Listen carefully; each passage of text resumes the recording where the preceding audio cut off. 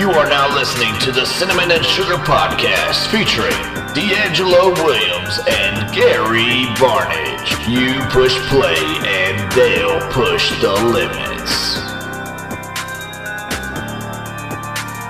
Hey, it's your boy Tom here, and we are back with another episode of the Cinnamon and Sugar Podcast. Woo, fellas. I don't know about y'all, but I had a pretty dope weekend.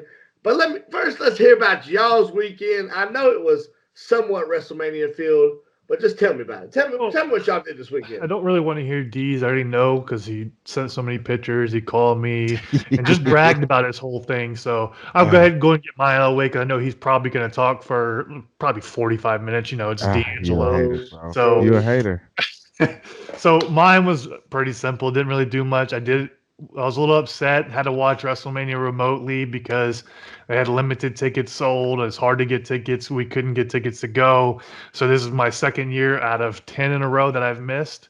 So I'm a little upset about it, but hopefully next year we'll get back on track. It is in Dallas next year. How did it look? How did it look, Gary? So I enjoyed it. I enjoyed it. It was I don't know if I'm a fan of the 2-day thing. I don't know if I'm a fan of that. I think I like because they draw everything out and some matches can be shorter than they should have been, than they could have been. I just think it could have been, I don't know. I think next year when they get back to their normal format, which I'm thinking they will, but who knows? They're getting so much pub off the 2 days. This might be a routine thing where they do this 2-day thing every year. You never know. What do you mean so much pub? You talking about putting in so much marketing dollars is what you mean? Well, yeah, not pub. They're putting all the marketing dollars into it, and then they're also, I think if they can sell out the place 2 different times and sell 2 tickets, and you can just space it out over, as long as you get the rights and everybody's picking it up, especially because now that it moved to Peacock, it's going to be aired there, so it gives them more content.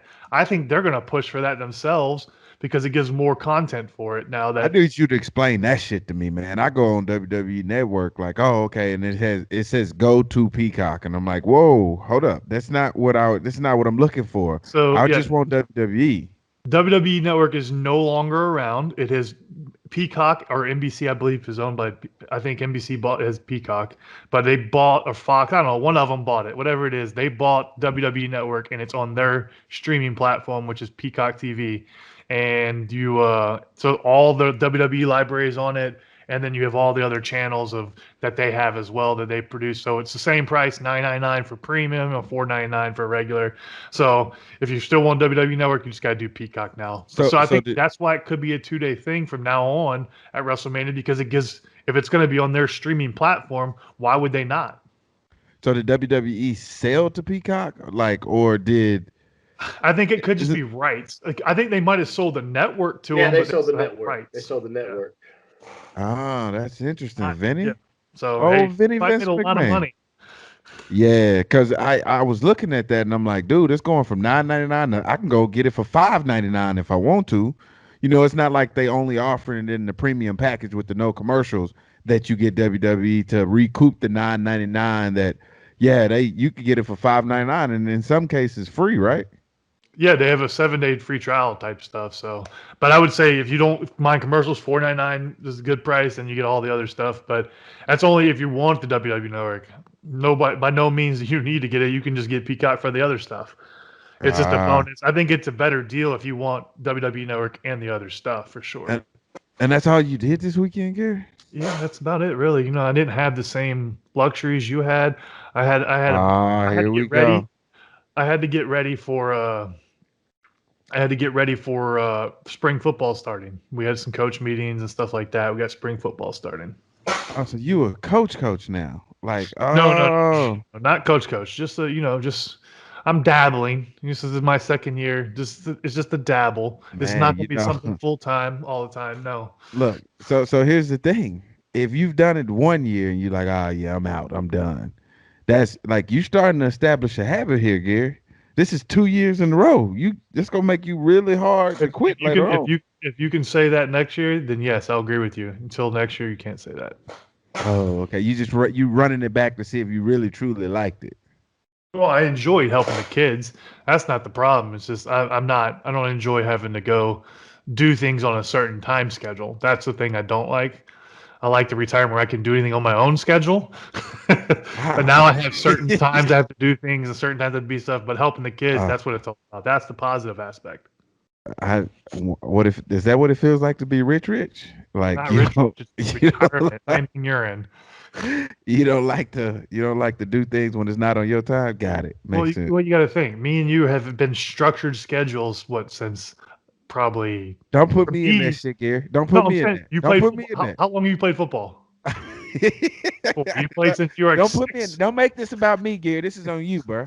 No, This I'm is just on saying you. structured schedules that you get used to that in your whole life. It's just like work. You get used to a structured schedule, then you don't have it anymore. You enjoy it. You enjoy not having to be around for it. Just like when we both retired, we both call each other. August was the best time of our life Yeah. the year after we retired because we didn't have training camp. We didn't have to worry about it. Yeah, I remember those days. Unbelievable. So my my weekend went a little bit different from Gary's, but not much. Yeah. We we went into spring break, and before we went into spring break, I brought it to my wife's attention. I said, "Look, we got to travel. We got to get out of this house. We're like Moana, and how Moana was. We're wayfinders. We got to get the hell out of this house, honey. Like, you've had COVID. One of the kids have had COVID. Like, it's time for us to travel. Like, if we need to get the vaccine, whatever we need to do for spring break, damn it, we're traveling." And she goes, "Okay, all right, we could travel. Where do you want to go?" I said, "I'm going to give you 3 options. Option number 1 will be go to Hawaii and we can island hop." She was like, "Okay, that's good." I said, "2 will be Disney World." And she was like, "Oh, yeah, you really like that place." And I'm like, "Yeah." And I said, 3, I said, 3, because we've done so much stuff outside of the States, let's go to like do Yellowstone and kind of do that little realm of like monuments and parks and stuff like that, but in that order. And she was like, "Okay, cool." So she gave me a week to kind of do the research, and she did the research as well. And the first option, we can go to Hawaii, but it would have cost us $150 a person, there's 6 of us, to go get a COVID test. You got to test negative 72 hours before getting on the flight. And then when you get to the airport, within that 72 hours, they got to confirm that you took the test. And not only does it confirm, but it has to be a test that's given by Hawaii people or that airline or whatever the case. I'm not really sure how that shakes out, but it was $150 a person. And my wife was like, "Nah, that's just too much. I'm not really trying to, we got a 1-year-old. We're not really trying to go that route." We looked up the days for Disney World, and all the days for Disney World were pretty much blacked out. They didn't have the ones for us, our availability, because everybody was going on spring break. It was just an interlude. Just to talk about Rich. The reason he is saying blacked out is he was talking about getting a guide. All the guides were blocked out. So that No, not that's Disney not- wasn't blocked out. The that's guide. not- Wow. No, So that's no, about Rich. That's what we talking about. no. That's not what we're talking about. All right, you continue.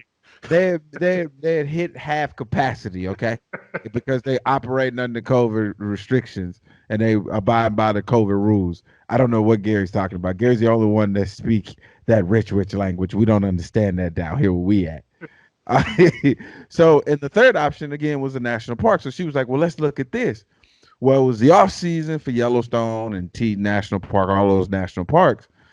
And we were going through the stuff, and they was like, "Man, it's really tough. It's really snowy up there. You got to be careful. It's hard to drive." And you look at all these reviews and stuff online, Gary. And when you look at some of these reviews, it'll stop you from going places, bro. Like hands that, like, "Nah, I'm cool." They said that this place right here had a cocker spaniel in there that was biting people left and right. And you like, "Whoa, they should probably get rid of that dog." Like it just like common sense things that you just like, they should be able to fix that.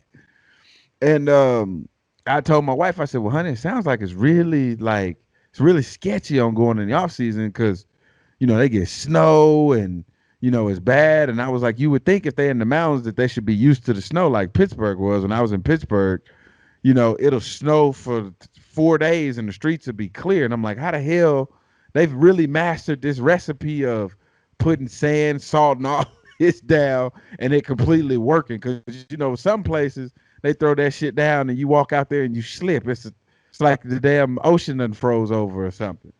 But so we get there. We're not there yet. We're still looking at these reviews, and I'm like, honey, I don't know, because we were thinking about flying into one airport and flying out of another one and just driving the entire time. So then I was like, okay, so we did it each direction to see which one was cheaper. See, this is stuff Gary doesn't have to worry about. We were trying to see which one was cheaper. Was it flying into one airport versus flying into another airport? So we finally got it all mapped down, right? And I don't know if anybody else has been like this before, but like I put so much stress into this trip because I was like, I want it to be perfect. I don't want to kill my family. I want to make sure that it's safe. It's the off season. You may not have any cell service. So I'm going into this like blind, right? Bro, we land. It was like a high 72. It was snow everywhere, but it was nothing on the streets. It wasn't a hard drive at all. We probably drove over 2,000 miles. But we went to Teton National Park. We flew into Jackson Hole. We went into Teton National Park. We went from Teton National Park to Yellowstone National Park. Well, in between Teton, and this going to bring me to my first conversation. We went from Teton National Park to Yellowstone National Park. Well, in between that, there's a drive associated with it. And on our drive, we encountered one thing that I thought was amazing. And you know what's amazing, Gary? What? This is what I found out about the Mountain West that I really love. The fucking speed limit is 80 miles an hour, bro. It's 80 miles an hour. Like I don't know about y'all out there, but when the speed limit say 70 out here, I push it a little bit more, and like it make it fun, right? But I'm gonna tell you how hard it is to maintain 80. Like when it's when you could go over that, you just like, oh shit, like I'm in uncharted waters here. Because 70 has been the high you ever been going. So you don't really dabble much over 80, 83, like consistently, right? You might jump up there, but you don't want that ticket. But when you gotta do 80, bro, and you could do 85 or 90, you just like, whoa, I need to pace myself. That was the first thing I noticed. I said, man, they got this shit covered. Welcome because to Texas. Yeah, do y'all do 80? Is the speed limit? Oh yeah, there's some places where it's 85 on some. Bro, look, I'm gonna tell you something. It said like 43 miles to like my next destination, and it said it was gonna take me 28 minutes to get there. I was like, damn, how is this even possible? How is this even possible? I was like, I think my GPS broke. But then when I got on the expressway, I was like, dude, this is absolutely amazing. So it lets me know that we could go up on our speed limit here. So how many cars were flying by you? Oh, bro, I was doing like 85, 86, and it was like I wasn't going fast enough. And I was like, I'm safe here because I don't really have much experience over 86, 87 continuously. You know what I'm saying? You will hit it and you like fall down, but to maintain it, oh, bro, it was scary, bro. But it was fun. It was like a roller coaster. Like I was so hyped every time I drove most of the time because it was so exciting to drive.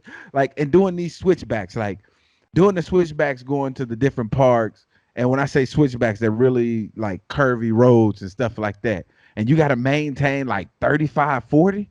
And like you tossing the kids to the left and the right. And the wife was like, why you going so fast? I said, I'm going to the speed limit. She said, you don't have to go to speed limit. That's like that's your maximum. Like that's supposed to be your maximum. And that brings me to my first question. When you see a speed limit sign, where they say 80, 60, 45, do you in your mind, not law, in your mind, is that like the suggested speed limit and you can go whatever you want to go? Like I can do 35 if I want to, and nobody better not blow the horn at me because I know the speed limit is 70, but as long as I don't go over, you can't give me a ticket.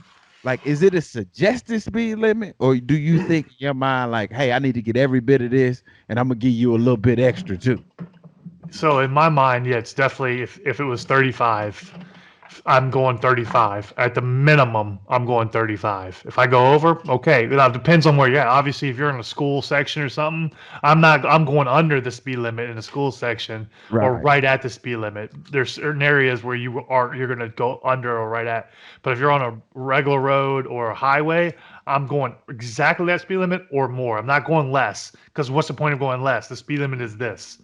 Right. So why do we get mad at the older people or the other generation when the speed limit is 60 and they going 45, knowing that they're not breaking any laws in terms of Well, speeding? well, it So that's depends what on I the mean by is it suggested or do you like is that supposed to be the minimum? depends on the road because some highways have minimum speed limits you have to.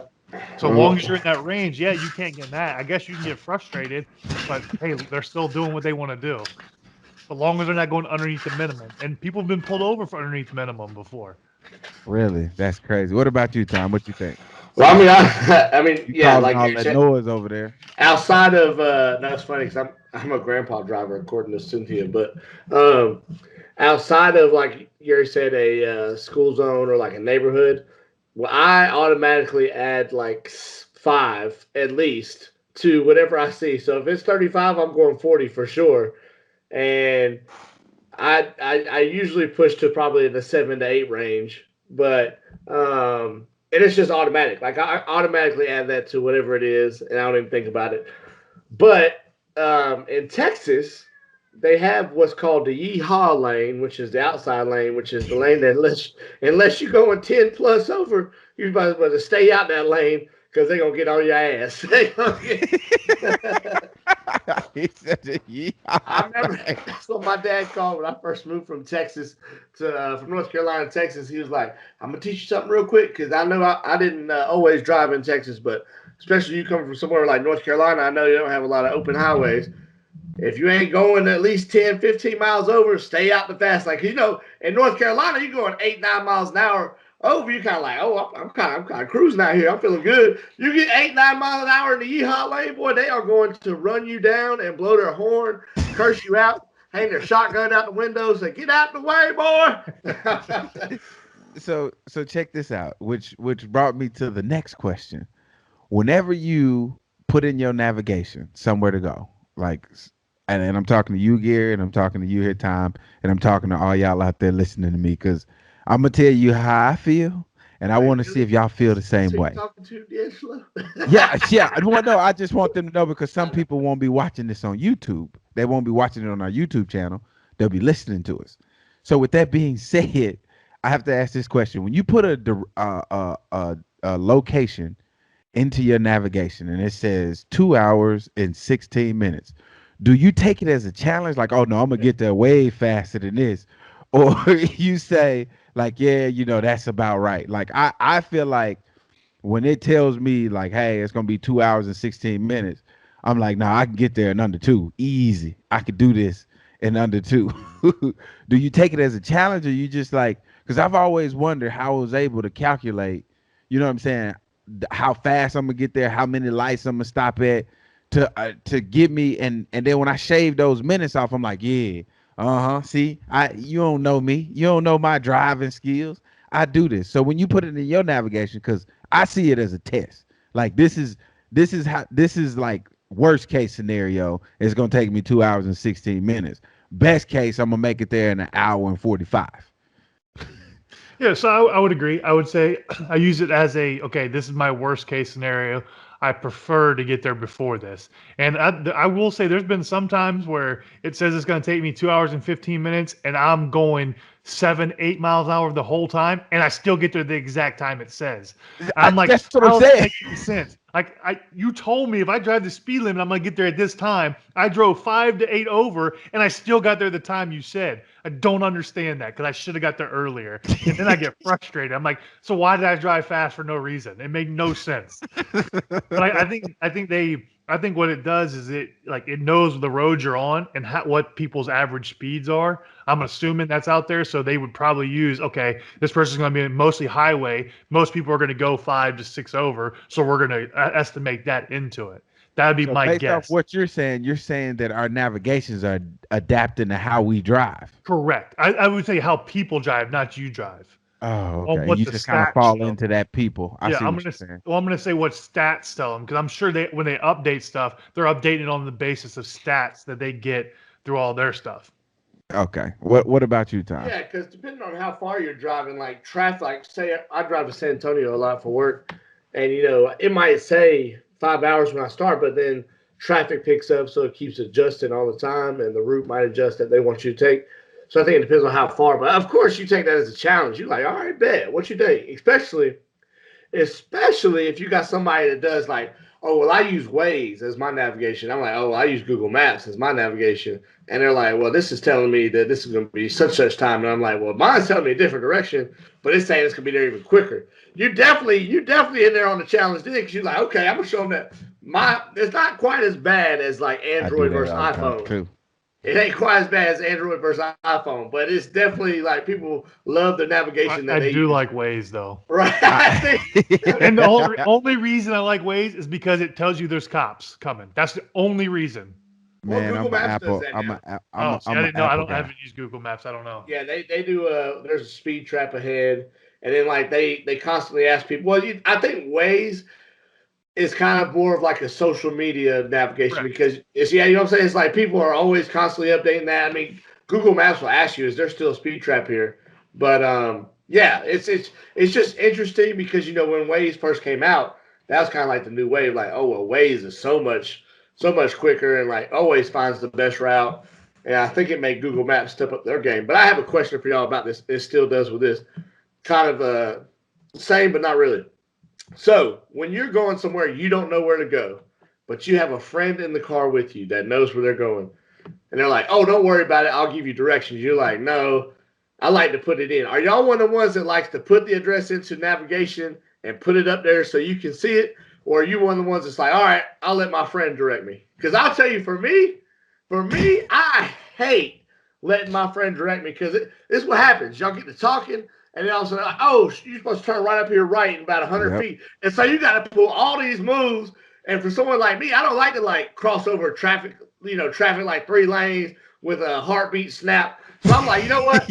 I'd rather just have it in the navigation, sitting up there so I can see it. That way I ain't got to depend on you. Because when you're riding, because I've done this before too, when you're riding, you just kind of get into a zone where you think the other person knows where they're going. So sometimes you forget that you're even supposed to be giving directions. So to me, I'm one that wants the navigation. I want the address before we leave. What about y'all? See, I am not like that. I actually will trust my friends when they give me the right directions. And the reasoning why I will take that, because if they mess up, it's on them and I can jump down their throat. Ah, bro, it's so So bad. It's that's the so best bad. part, I've because been if on the you end do of it, that. I'm all on you now because you say I got it. Okay, I'm gonna trust you. And then when you mess it up, okay. Because even with the navigation, like sometimes you don't. If you're in a conversation, you don't really pay attention. You're not listening. And I have my navigation turned down low, so like I don't want it super loud in my ear. Or if I have it, or I only have the volume on it on, I'm just pay attention to it. So even when you get in conversation, sometimes navigation you'll still miss it. So I'm just going to trust my person, and if they mess it up, I'm going to get down their throat then because it's on them now, and then I have no bearing on it, and then I'll have something over them. Bro, I'm telling you right now. I'll put it in my navigation. And this is what I always compare it to, because the only time that I'll not put it in my navigation is somebody say, "Hey, I can get there faster." But in the as a result of you saying you can get there faster, I'm gonna put it in my navigation. And if it say 36 minutes to get there, if we get there the same exact time that the navigation told me we was gonna get there, taking your shortcut, then you're no longer able to give me directions anymore, because I know that Siri or whatever device that you use to get you around is gonna get me there at the same exact time that you got me there. Because I hate when people jump in and be like, "Oh no, man, you going the long way. This is shortcut." And I'm like, bro, I feel like I'm going longer your way than it is going my way. And the way I know is through Siri. So it's interesting. I'm a put it in guy. I don't really want to listen to my friend, because Gary, he's been there a few times where he was like, "Yeah, man, I can show you where to go. You're gonna turn here. I'm gonna put it in my navigation. I'm gonna turn it all the way down, and I'm gonna be like, okay, all right." Because in the event that we do get to talking and he tell me like, "Hey, when you go up here, you're gonna make a left, right?" And I'll be like, "What? Am I making a left or am I making a right?" So now I'm confused, but I feel like he was like, "Yeah, you go that way." And I'm like, "All right." shit, did he say, am I going left or am I going right now? If he Right. is he like you don't know. And then you get back into the conversation, you're like, well shit, I'm just gonna gamble here. You got navigation to fall back on. That's just to help me out. I'm a navigation guy. So we go to Yellowstone, right? So we once we get into Yellowstone, we see all the buffalo, right? I get out of the car. I didn't get too close because I didn't want to end up like the little girl that got flipped by the buffalo, but they're literally everywhere, bro. This is what people don't understand about these national parks. There's animals everywhere. They're absolutely magnificent and beautiful, but there's a lot of shit everywhere. Literally, there's piles and piles of shit. Not stuff that people throw out of their car from the animals. The buffalo that you think or the bison that you think is so beautiful and majestic, just know that they shit everywhere. Everywhere. Jogging, riding bikes, like it was smushed in the roads. It was on the they have to have a cleanup crew there because if they didn't, you literally couldn't do anything. It would just be that much stuff. We got a chance to see horned sheep, butt heads. It was absolutely amazing. So we go from Yellowstone, and my next story is about to pop up. We go from Yellowstone to Devil's Tower. Do you guys know what Devil's Tower is? Yes. Never been there before, man. But I'll tell you something at the end of this story when we make it to the finish line about Devil's Tower that I can't say right now. But Hold on, before you go, have you seen Jumanji 2? I have seen Jumanji too. Have you, Time? Oh yeah, I love that. He is 100 right now. DeAngelo's 100% Kevin Hart's character, just drawing out the story without getting to the points. Oh, I'm just saying. wow. Damn. Okay, I'm gonna shorten it, asshole. Damn. Wow, I You gotta thought admit that gonna- was good. You gotta that admit was that really was good good. because I Gary, thought you was gonna say something about Devil's Peak being in there because I was getting ready to tell you no, that's not the No. same. Gary, That was listen. good. That was really good. First of all, Gary's being a bully. DeAngelo's been short his whole life. If he wants to take a long time to tell a story, let him take a long time. Wow, shots that I have to deal with on this damn show. This is unbelievable. I'm gonna speed it up now. We stop in at this restaurant, man, and when we stop into this restaurant, I start judging people because nobody has a mask on and nobody has all their teeth. And I come in and I'm like, I text my wife and I was like, hey, honey, where are we? And she goes, we're in this town in Wyoming. And I don't want to say the little small town because I don't want y'all to narrow it down and be like, oh, you went here. So we went to a little small like diner in Wyoming and nobody had their teeth. And I was like, honey, I'm pretty sure like everybody in here on some type of drug. She was like, stop judging. I'm like, okay, cool. So the lady walks out. One chick's like tatted up. She looked like she was a biker. I was like, honey, I don't know if we at the right breakfast spot. She was like, I'm telling you, the food gonna be good. I'm like, shit, it better be. Like, I feel like at this point, like we really risking it all. So the lady comes out and she was like, can I take your order? So she take our order and she come back and she brings us our food and she goes, is there anything else that you guys need? Because I'm going outside to smoke. And my wife was like, what? I was like, oh shit. She really said that. This place is awesome. And she was like, do y'all need anything? I'm like, nah. I was like, well, enjoy your smoke. She was like, okay, thank you. And like she walked to the back and she disappeared. And I said, honey, what do you think she's going back there to smoke? And she was like, I don't know. Like she at work, got to be a cigarette. Well, when she came back, she didn't smell like a cigarette. She didn't smell like marijuana either. Like she didn't smell like anything. And I was like, damn, what does she go back there to smoke? No harm, no foul. Wasn't even tripping. I was like, I love this restaurant. I'm going to tip her heavily. And so out of nowhere, she goes, yeah, I suffer from PTSD. And I'm like, oh shit, she was in the military? Explains the smoking, right? And she goes, yeah, my mom and my dad and my siblings abused me. And I was like all of them, like the whole family? She was like, yeah. And I'm like, dude, like, I don't know what she went back there and smoked, but whatever, like she went back there and smoked and came, I was like completely So my question that came from that is can you, as a troubled child, see that your family is bullying you or abusing you from your perspective? Because I, I don't really know how to dive into this, because I was like, it's very rare or tough that your entire, because she had younger brothers and older siblings, like, and it wasn't a gender difference or anything like that.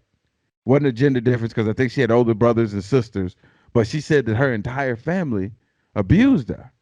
I didn't want to get into it because, I didn't know what type of abuse. I wasn't trying to get into that, but I was like, damn, it's very rare that your entire family does. So can she be mistaken abuse as like she was a troubled child and they were trying to get her back on the right track, or can a whole family really abuse you? Well, I would say yes.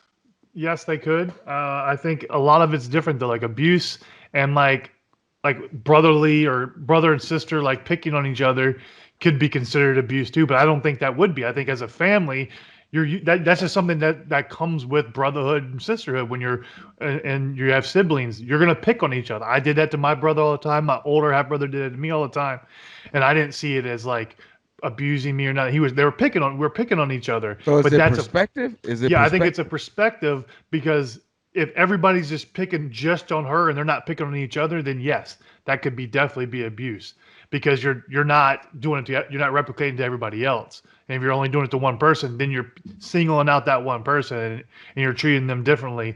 I think that can be considered abuse. But now if they're doing it to everybody, then no, I would say no, that's not. But again, abuse and like a little bullying with your brothers and sisters, that's a whole different level because I think that's known. Everybody does that to their brothers and sisters.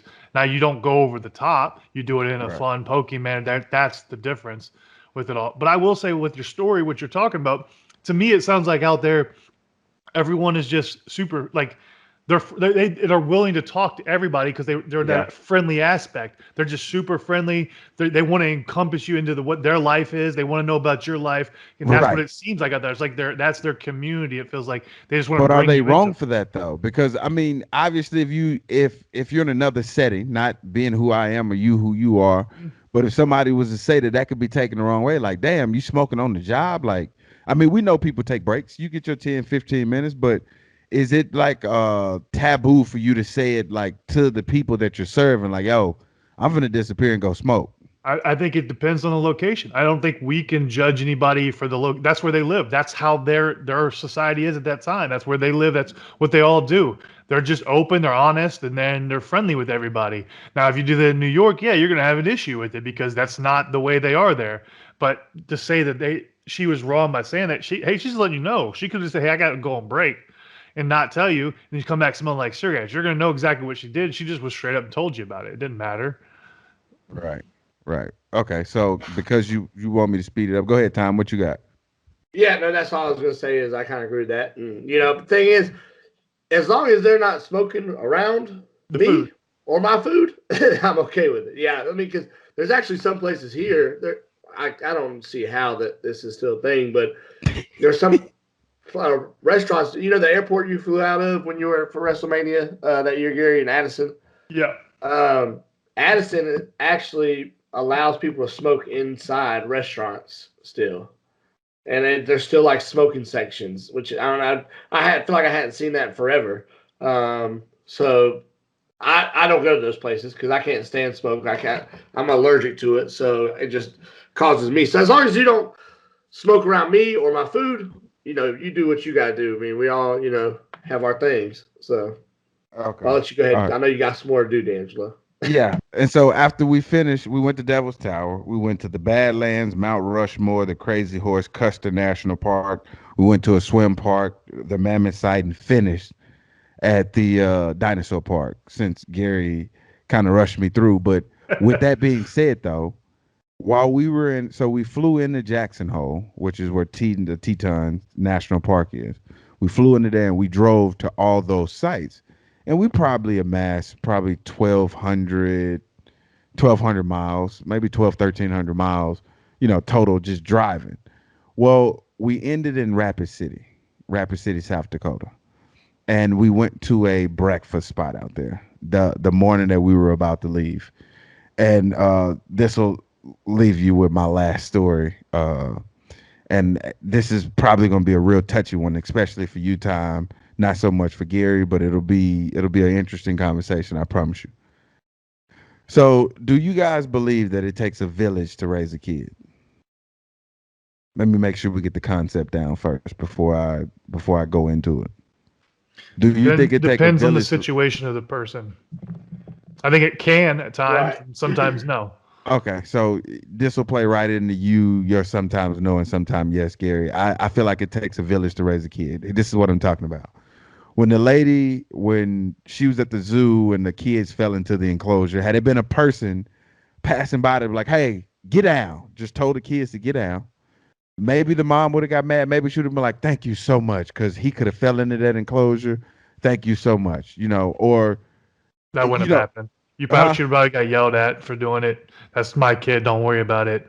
That's usually how it goes. Yeah, let's just say that that's the village Yes. raising a Yes. kid. Correct. It's something positive, right? Correct. Yeah. Yeah. Something like if a kid get lost at a park or a theme park, another parent find them and be like, hey, we got to find your parent. You welcome all of that, right? Yes. So with the good come the bad, and this is what I mean. We went out to eat breakfast, and let's make sure that we're saying this, all things even. There's no handicaps here of any kind. Don't ask me how I know. That doesn't matter. That doesn't change this conversation. Okay, this conversation is about someone that's healthy, that doesn't have any issues. Okay, so I'm gonna make sure that we sit this aside, all that aside. So we go out to eat, and we put our son in a high chair, and he's 1 year old. We look over to the table next to us, and there's a 4-year-old sitting in the same high chair. And I go, that baby's a little too old to be in that high chair. So I'm saying if it takes a village to raise a kid, you got to take the good and the bad. Like if I see you like slipping and I help your kid out, then you accept that. But as a parent, if I see you doing something wrong, same as if, and I do this all the time, and I'm letting you know right now, if you're in the car with a kid and you're smoking a cigarette and you got the windows up, I'm gonna tap on your window like, hey, can you crack the window like for the kid, or like stop Right. smoking?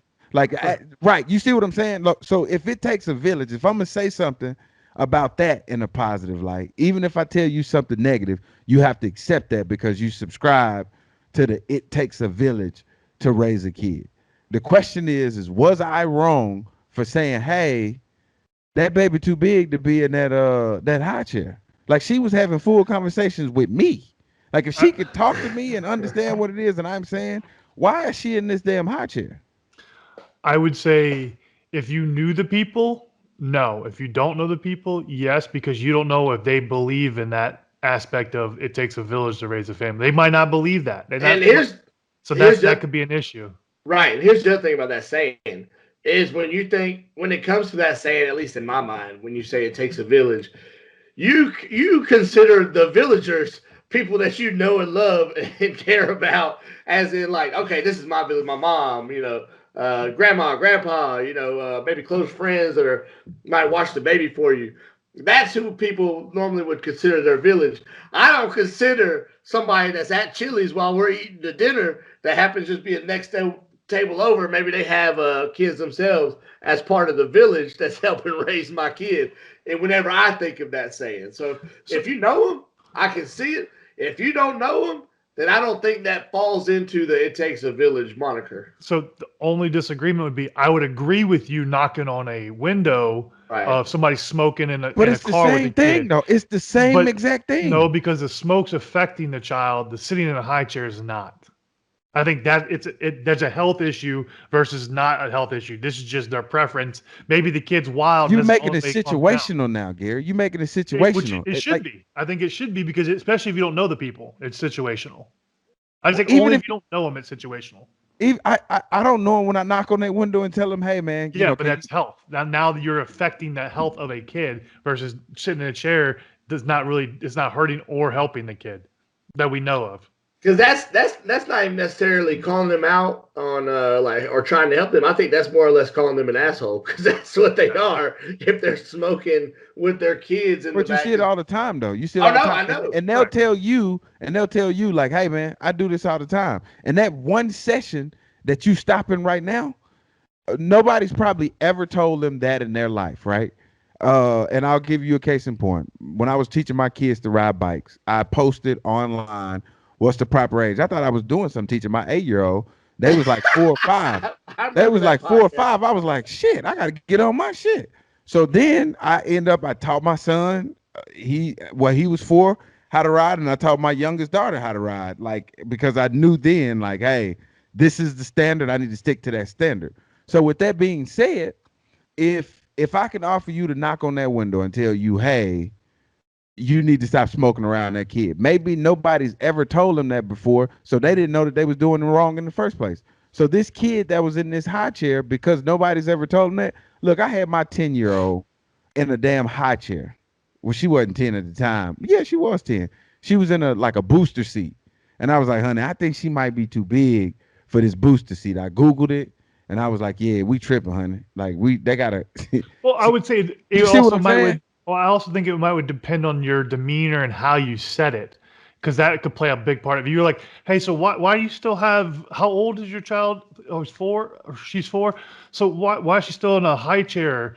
More asking a question versus saying, hey, that baby's too big for a high chair. The way the demeanor you say it can also dictate if you're actually trying to help or if you're just making fun of them. Basically, that's how they could see it too. Is the way you interact with them in that situation. Yeah, because I've told people to be pushing this, and I don't know if you've seen this time. I don't know if y'all had this in Texas, but we have it where we at. These big ass kids that they be pushing around in these strollers. I'd be like, so how old is your kid? Like, it's like he got to be or she got to be heavy. Like that got to be a stretch. And they usually lead you into the conversation of like, yeah, when they get tired, they don't want to walk. Well, look, Johnny ass gonna get his ass up out of Right. this damn this not the wheelchair, but this Well, damn stroller, and he gonna walk. Because look, Johnny 8. Right. Well, us white people, we like to have our kids on leashes. Man, I was getting to that. So- I was getting so to that. I do want you- I don't understand any of this. I don't understand any of it. Next time you go out to eat with the family, I want you to put GJ into a high chair.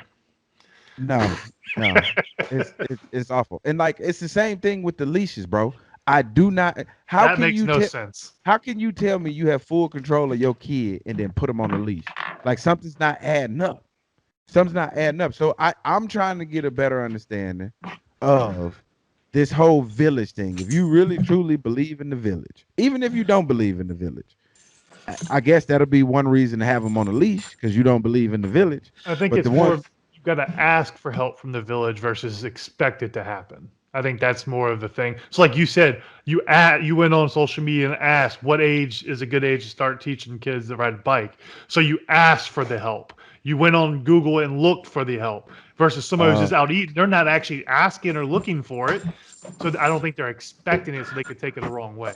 Well, it's like it depends on what, because like I said, depends on what you consider your village. Right. I don't think you would consider Instagram and Facebook your village, even though you ask them what is the right age to teach your kids to ride a bike.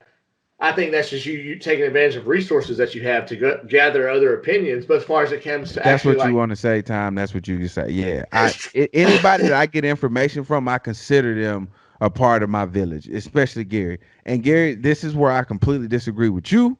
And I completely disagree with Tom. Like Gary's one of your best friends. That's completely right. different. This is and we that's already why I'm established disagreeing this. with him. We're not best friends. Oh yeah. That's true.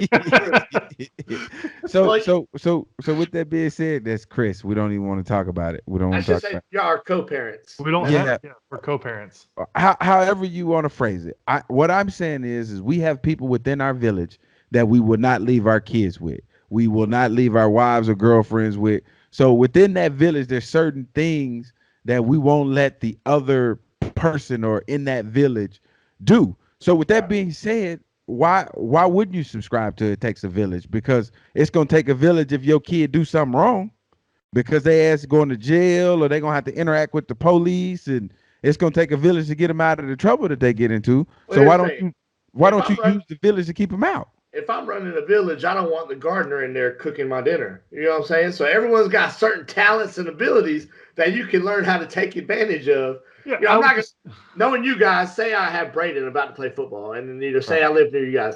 I'm not going to my buddy that didn't play football. Maybe he was a good athlete. He played baseball. Let's say he played baseball. Hey, will you teach my boy how to play football? No, I'm gonna come to one of y'all. Be like, hey, like, you got any tips, tricks for Braden so he can, So everyone has talents and abilities that you learn from by like getting to know them or having known them, and you use that villager for certain purposes. But you are right there. You don't want to have everybody that you want to use for everything. Well, and just using your example about the kid that fell in the enclosure with Harambe.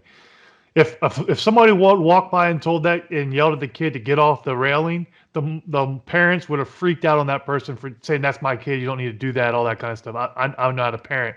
Same thing for you, D. If you were at the zoo and one of your kids were climbing all over in a case, like an enclosure, and could have fell in, somebody yelled at your child to get down, you're going to feel some type of way because of that. Because you don't know the person. You're going to be like, this is my child. I got it. And that's just nature, because you don't know who the person is. Now, if it was me doing it, you're gonna be like, you better listen to him. If they don't listen, but if it's somebody you don't know, you're gonna feel a certain type of way because you don't know them. You don't know what their intentions are. You're gonna feel like they're trying to overstep their bounds against you. So it all comes down to, DeAngelo, who are your village people, young man? Right. That's what it comes down to. That's what I wanted to know, because I felt like, hey, if my slipshod, just kind of cliche, but like just a phrase that people use. I mean, kind of like a metaphor. If my slipshod, you want people to tell you, right? But you don't want them to tell you about your kid. Like, it kind of goes back to when teachers tell you that your kid or son or your daughter did this at school, and you was like, nah, they'll never do that. You lying on my kid. It's just, I don't understand how we feel the way that we feel about our kids. Obviously, I have kids, and there's sometimes where I get in those moods where I don't want people to say anything to them. But at the same time, though, I want them to say something to them if I'm slipping, because I've had that before where, I'm thinking I'm batting 1,000, and then all of a sudden, right before their mom get home, I hear my son crying hysterically, and I'm like, what the hell happened? And he done twisted his ankle, and she walk in the door. Well, what the hell was y'all doing? I don't. It just happened. Right. I was batting 1,000. So if you could, as long as I could get the kids back healthy and nobody gets hurt, like that's what I'm aiming for. You're laughing, Tom, because you understand where I'm coming from. You just like, damn, we went all this time with no problems, and then right before you can hear the keys jingle in the door, and bam, something happened. You're like, what the hell, man? Right. And it's like, cause you'll come in. You should have been gone for hours. Y'all done played. You read a book to them. You fed them. You over here. You done so much with it. Y'all went to the park. She comes in for that half a second and sees that maybe you texted somebody back. Oh, you've been on the phone all day. You ain't been playing with the baby. That's what I'm talking about. Yeah. I feel you. Yeah, and she compared her schedule to your schedule. So I know he was sleep at 3. So what did you do at 3? And I know he, you ain't do nothing essentially all day. She done broke your day down, and you like, that's not how it went at all. Actually, he was up crying the whole time. Like it was an absolute nightmare. But if that's what you think, okay. Because daddy's schedule ain't never the same, because they don't never want to listen to us. They do mama. Never. And Gary, we're not expecting you to understand. Not yet. D, I do want you to bring up your picture you posted on social media from. Yes. I think that's a good story for everybody to hear. Yeah, so here's my thing. First of all, I hope y'all got a second picture. If not, whoever's in charge of, one, finding the person to take the picture is fired. 2, checking the picture after they take it is fired. So me and my wife, we got a system. We like to work families. We see a family taking a picture in like a certain area, we go over there and be like, hey, we could take your picture and then you could take our picture. So now you kind of locked into like a contract, right? Well, this time it didn't happen. We get to Mount Rushmore and there's like families everywhere. And then I spot the Asian couple, the Asian family with the tripod. And I'm like, man, they go through a lot to come take a damn picture when they could just get somebody like. So I'm making fun of the guy. I'm even shooting jokes at the wife, like, look at the guy with the tripod. You know, he had to pack all that shit, bring it out, pack it all back up. I ain't have to do none of that. He's just stupid. He could have just asked somebody to take the picture. So my wife in a family, and I don't know why she does this. It bothers the hell out of me because it's the most sexist thing she ever does. Every time we find a family, my wife always asks the woman because she feel like the woman takes the better pictures. That's why she's sexist, not because she seek out the woman because she is a woman. She only seek out the woman because she feel like they take better pictures. I was like, even if they do take better pictures, we take faster pictures. Men, we ain't getting all into that, like turn this way, the sun in the way, or turn that way. Like women take full control. Like I tell her, I said, every time you pass that phone to a woman, you give her power for all of 5, 10 to 15 seconds. She was like, what are you talking about? I was like, she tell us to say cheese, move this way, move that way. Like she literally, for those few seconds, have full control over what she want us to do. So she'll be like, yeah, I don't like that look. Like turn this way. Okay, now you smile, you look this way, and we're doing everything that this woman is saying. She snaps the picture. My wife walks up to the lady. She was like, hey, can you take this picture? And I was like, honey, those are the bikers that we saw come in. And she was like, oh, it's fine. I'm like, okay, cool. So she snapped the picture. I never looked at the picture after she snapped the picture the first time. So I said, honey, how's the picture? She was like, it's okay. I mean, it's a picture of us. And I was like, all right, just based off her reaction, I was like, well, let's get somebody else to take the picture too, just, to be safe, different angle, different eyes. So we get back to the room and she goes, look, honey, this is the picture that the lady took, the biker lady took. And I was like, oh, that's a nice picture of us. She was like, we were at Mount Rushmore, honey. And I was like, oh shit, she didn't get Mount Rushmore in the picture at all. I just thought it was just a picture of the family, not knowing that this was the picture that this lady took.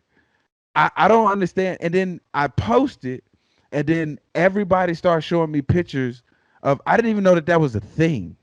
Like you would think if you go to Mount Rushmore and you take a picture, you want to get that monument in the background. Yeah, you see people like take pictures of like their heads cut off. What are the people thinking that are taking these pictures? Like if I go to the Grand Canyon and I say, hey, can you take a picture? I'm expecting you to think like they want the Grand Canyon in the background. I think that's a little harder to do. It's like going to Egypt, like in front of the pyramids. Hey, take a picture of us, and you get none of the pyramids. You just get us. There what? Crazy to me. Yeah. What if that was that person's way of saying you don't need to be finding people to take your pictures because this is what you're going to get. So don't ask me to take pictures anymore. But I do want to bring up, you did send us a picture that you took of the kids at Mount Rushmore. Art. Yes. And I want to know what was my critique, because you said you were dying laughing. I was crying. So I sent this picture to Gary. I'm gonna pull up the message back. I pull up this picture to Gary. I'm just gonna try and show y'all the picture. This is the picture he sent. Just so everybody can see. I'm over here like, yeah, it's gonna be dope. I put it in portrait mode. I have the kids like take a picture like over the shoulder. It's kind of blurred in the background. It's like super hella dope. And I go, how dope is this picture? Yes, I took it. Just bragging and stuff. Time goes, dang, that is fire. Nice work. About 3-4 minutes go by. Gary chimes in. The background is a little blurry. The kids a little off center. The people in the background aren't smiling, and one of the kids isn't looking forward. So with that being said, I give it a solid C- or D+. Wow. Hey, you just wanted an honest critique. I can't let you live up to that false lie you just gave. Savagery. I sent him the message back. I hate you, Gary. I'm in tears. I'm just saying, I take this picture and I'm all proud of it, and I send it to him, and I'm like, he probably ain't never took a picture in his damn life that was this good.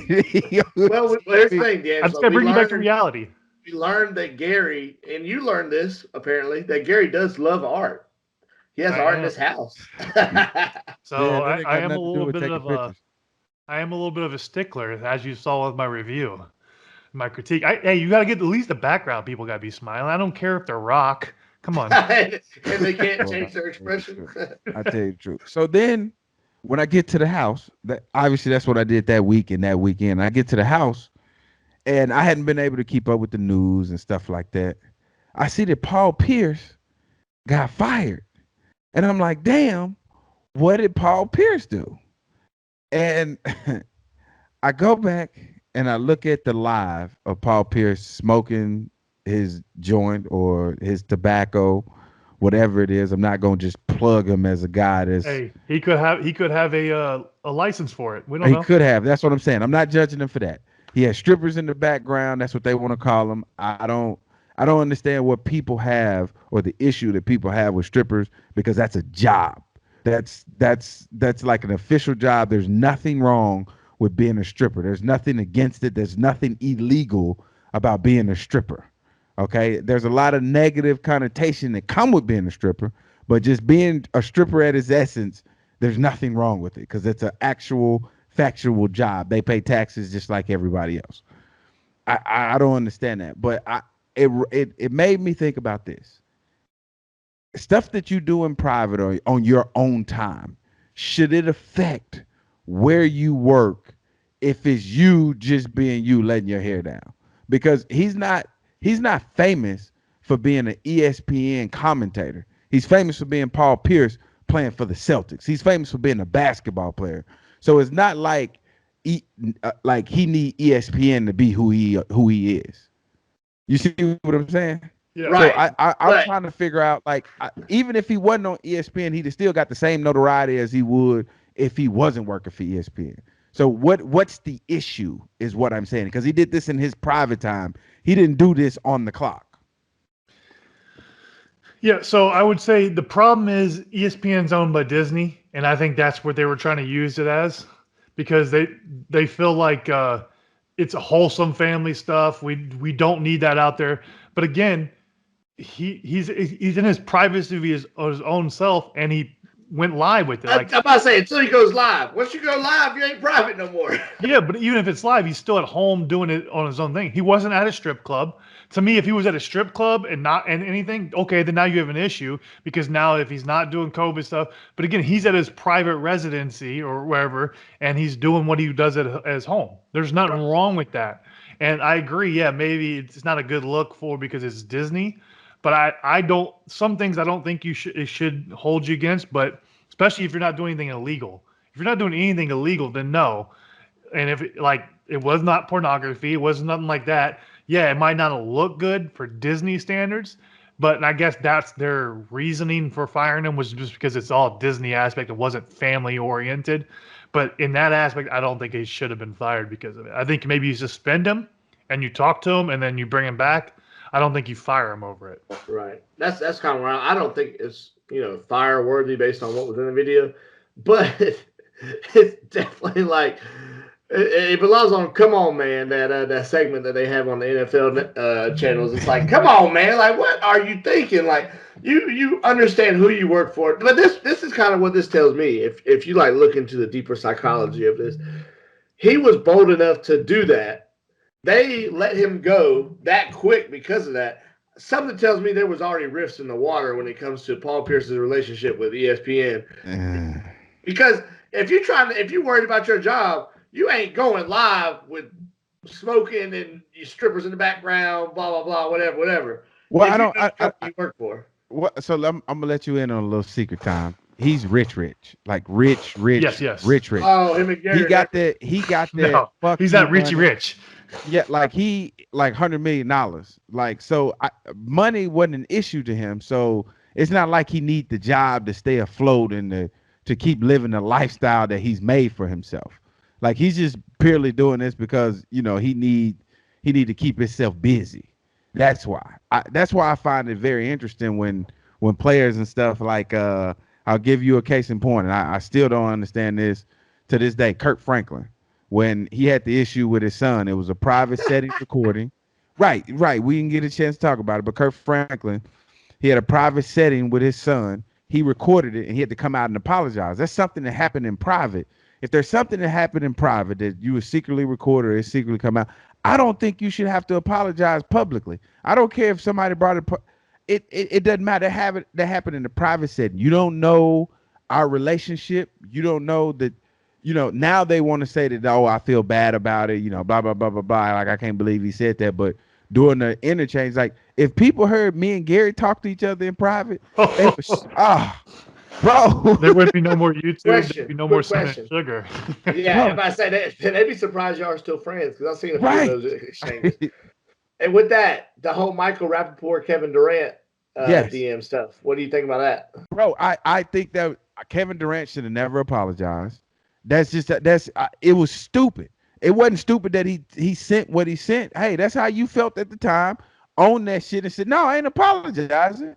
That's also bad that he posted the DMs too. Like, especially if, like, I don't know if it's true. Like Kevin Durant said, they've always gone back and forth. I mean, nothing else has been posted before. So what made you do it this time? Not only posted DMs, but deleted some of his responses to make Kevin Durant look like the crazy ex-girlfriend that's just like going off on him, like just message after message after message without a response. And like KD actually tweeted, I'm like, why'd you delete all your responses? Bro, and KD didn't post the responses because he didn't think he needed to. Like, no, but I agree. He should have to apologize. I agree. If it come out the light like that, you don't have to apologize for any of that. Your fans, all of they should understand. We've all been in that moment with a friend or somebody that we've slid in the DMs of celebrities, and I'm saying we, because of people that are not celebrities or people that of stature slid in their DMs and talk bad about them. Whether it's somebody that cost them their fantasy football team, whether it was somebody that cost them, the NCAA championship or moving forward, anybody that was indirectly affected by something that a celebrity did, they've slid in and said some things that they shouldn't have said, or people that didn't believe in something somebody said politically have came in their DMs, said something crazy, and the celebrity choose to ignore it. Yeah, I'm not going to say anything. But the moment we say something back, we get screenshotted, and then they put it out there, and then now here we are apologizing for something that we said on how we felt in that moment. That's how I felt in that moment. I don't feel like that all the time. I'm not apologizing for what I said. I'm apologizing that you motherfuckers found out that I said it. I'm sorry you had to find out. Yeah, I hate y'all had to find out this way, but yeah, this is how I am. I didn't mean for y'all to find this out. Am I sorry for what I said? No, but I am sorry that y'all found out about it. Well, before we get off of here, I had two things I wanted to address. They'll be real quick. First of all, R.I.P. DMX. What was y'all's favorite DMX song? I can go all day on this because we all have knee-jerk reactions when celebrities die. Okay. The number one knee-jerk reaction that we get when celebrities die, whether it's in the music industry, whether it's an athlete, whether it's the rap, whatever industry it is, volleyball, soccer, we always say, Rip, they were the greatest to ever do it. Stop that fucking line. He's not the greatest to ever do it. He was good. He was good. I give you that. He was real good, but he was not one of the greatest. And everybody was like, hit for hit. I'm like, bro, if y'all don't stop it, stop it.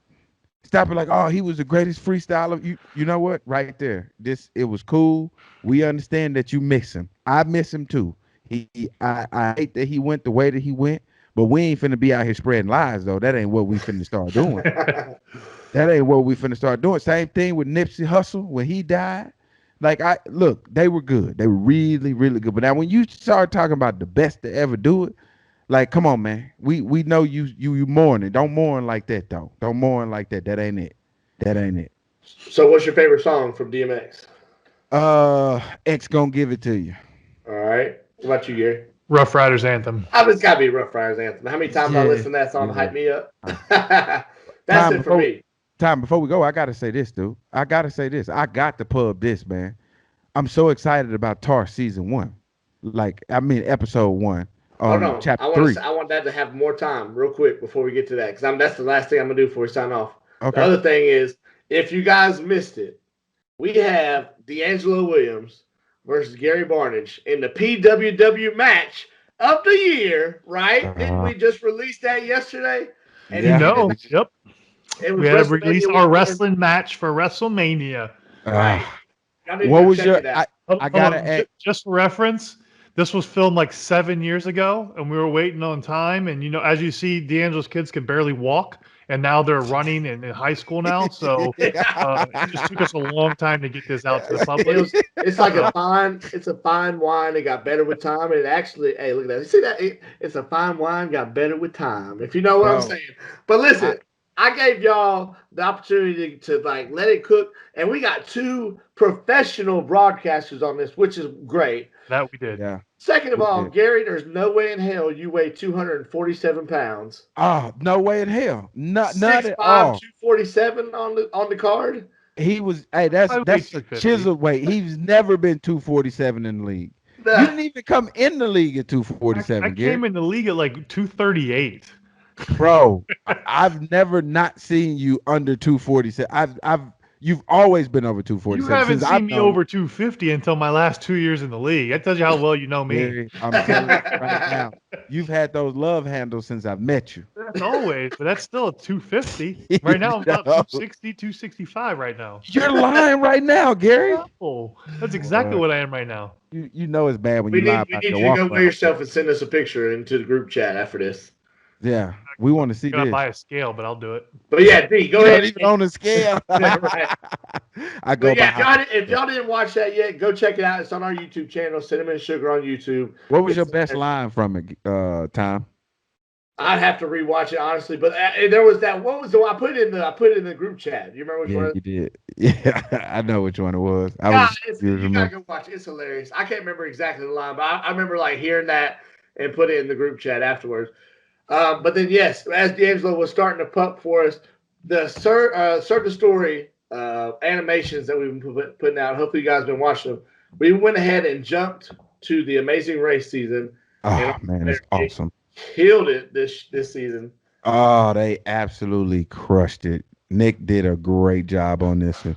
You guys got to get over to our YouTube channel. And as you're going to see, we're going to post our reaction videos because we actually we only have seen the first part. We didn't watch the other ones because we're waiting to do a reaction video. So we will have reaction videos to each episode that will be posted along with the episode that we post. So it will be interesting to see. And then we're also going to get some of the other TAR members to do the reaction to their parts as well, because I just want to see how they react to the animation and it come to life of their story they came up with and that improv aspect, because that's the fun part. Yeah, and you guys got to join us next week. And Gary, I don't want to hear what you're going to say. Tom, I don't want to hear what you're going to say. And you can go ahead and close it after this. But I'm going to tell you so we make sure we get to this topic next week. How do you eat your steaks? Do you eat them medium rare? Do you eat them well done? Do you eat them without sauce, ketchup? I want to know next week. We're going to cover that. I want to know, in your opinion, what's the best way to eat your steak? And I'm going to tell you why you're wrong next week. Go ahead, Tom. Close this All right. I like that. Well, make sure you check out Serve the Story, the Amazing Race season on Thursday. We'll be dropping the first episode. And then, of course, go check out the guys in their wrestling match. I know some of y'all have already seen DeAngelo wrestle before. Don't worry, the table did not make an appearance to take him out again this time. So we couldn't get it booked. We couldn't get the table booked for the appearance. Just to chime in just real quick, because we hadn't talked about this either. Did y'all think Bad Bunny, how do you think his debut was as a celebrity wrestler? Like, I know Pat McAfee, as it relates to me, Pat McAfee, and Bad Bunny. I know you guys saw it this weekend. So, and if you didn't see it, you should go see it. Who do you think had a better match? Me, Bad Bunny, or Pat McAfee, and why? And we can end it there. Well, why don't we just talk about that next week? We can answer that question next week. We'll answer All right. Sounds good. Well, we'll see you next week on another episode of Cinnamon Sugar Podcast. We out. You are now listening to the Cinnamon and Sugar Podcast featuring DeAngelo Williams and Gary Barnage. You push play and they'll push the limits.